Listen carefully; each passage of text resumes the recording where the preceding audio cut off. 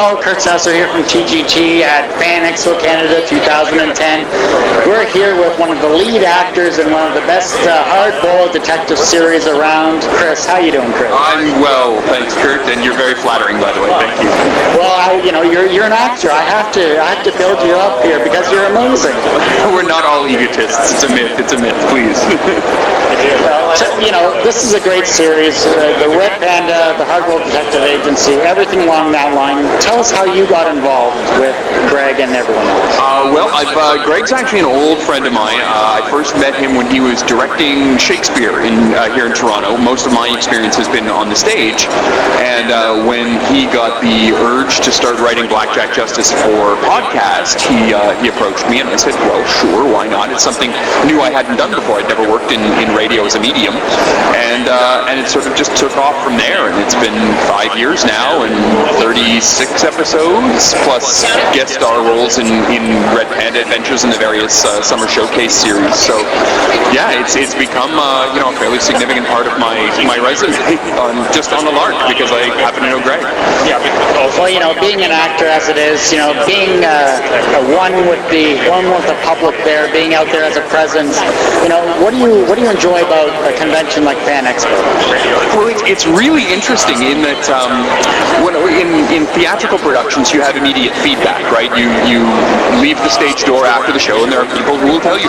But in podcasting we don't get that.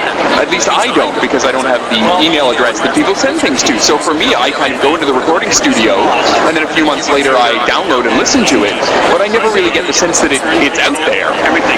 So this is kind of one of the first opportunities I've ever had to interact with fans and sort of get a sense of what it means to people and how many people actually enjoy it. It's for me, it was just something we could go to Greg's house and record some stuff and have pizza for lunch, and that's kind of where it ends. This is realizing it goes a whole other step past that.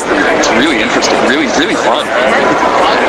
Well, being an actor as you are, though, what challenges do you find, not only in stage, but of course with the podcast, in terms of script, do the characters speak to you, or do you find that maybe this isn't quite how this character should be speaking? I approach it, I think, very oddly for a radio actor, in that most of my training's been physical-based.